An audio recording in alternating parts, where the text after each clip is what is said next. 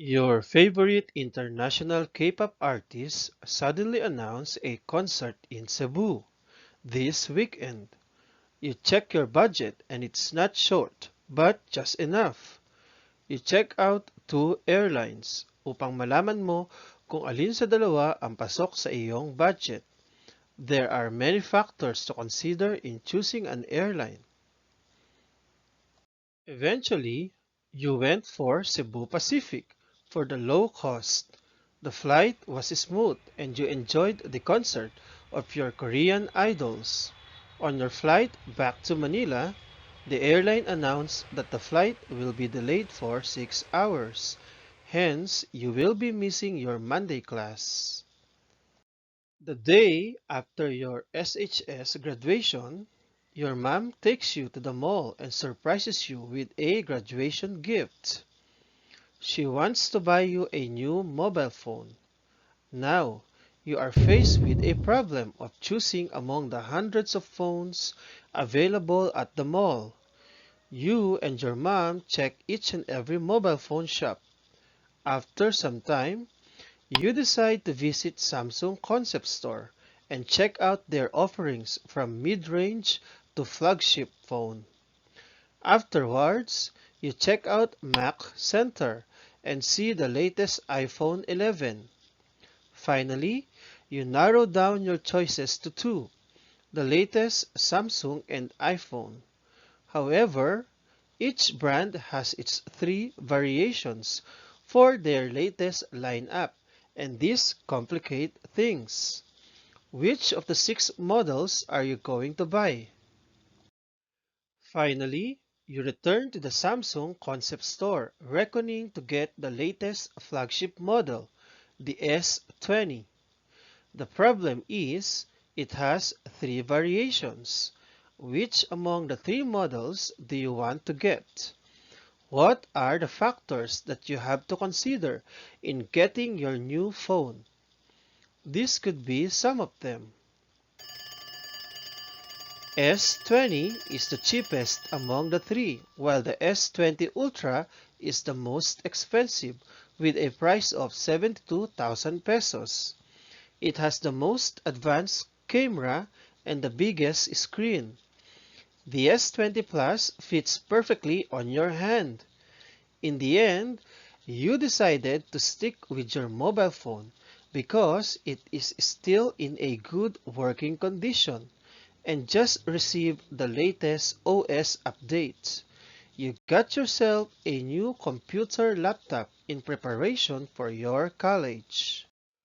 These questions that you ask yourself are the questions that the field of science called economics is trying to answer.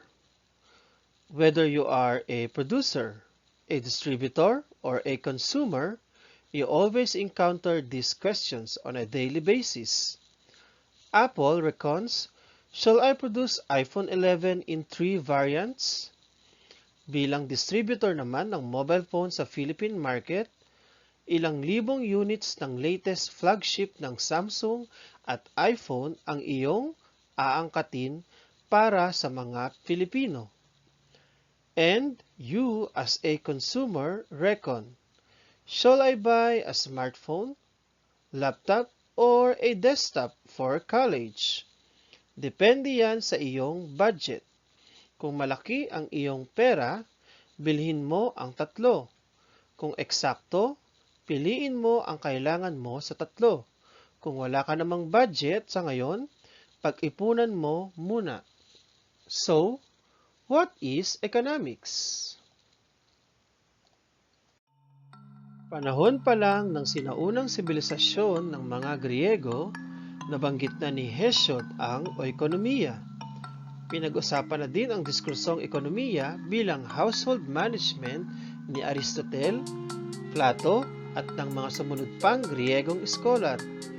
Isa lamang itong patunay na ang pagbabudget ng iyong magulang sa gastusin ng iyong tahanan sa loob ng isang buwan ay bahagi ng economics. Just like political science, history, and sociology, Economics is under the big umbrella of social sciences, wherein the people and how they interact within their respective society is studied. According to Paul and Ronald Winnicott, in economics, people study the problems that they encounter every day and find ways to reduce or solve them.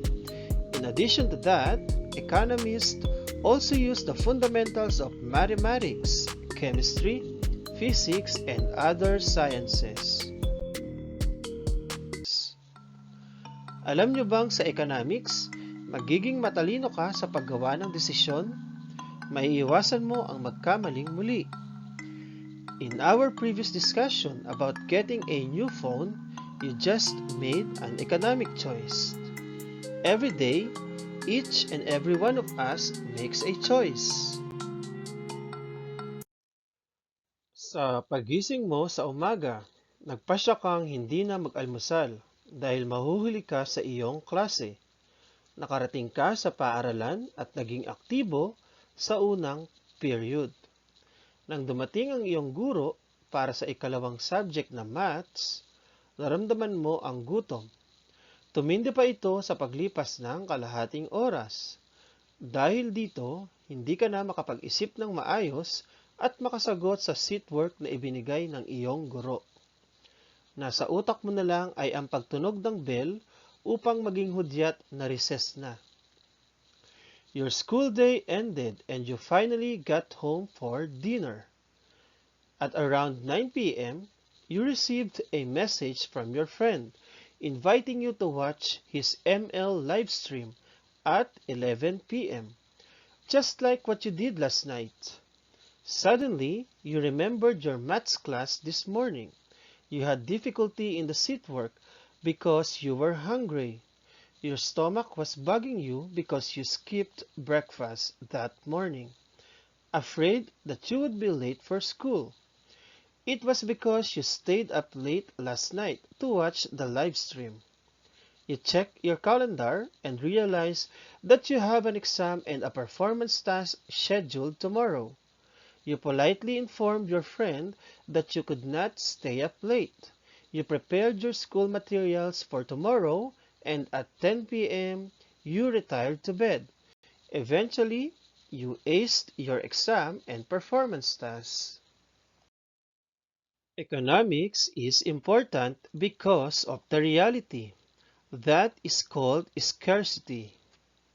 Humans have needs and wants as stated in the Abraham Maslow's hierarchy of needs. These needs and wants are unlimited. Sadly, our natural resources are not, whether as a producer, a distributor, or as a consumer, or from the government, business, and other sectors of the society. They should work together to ensure that the process of production, distribution, and consumption is smooth, organized, efficient, and most of all, sustainable. If not, countries and their citizens may face a problem of shortage, recession, or depression.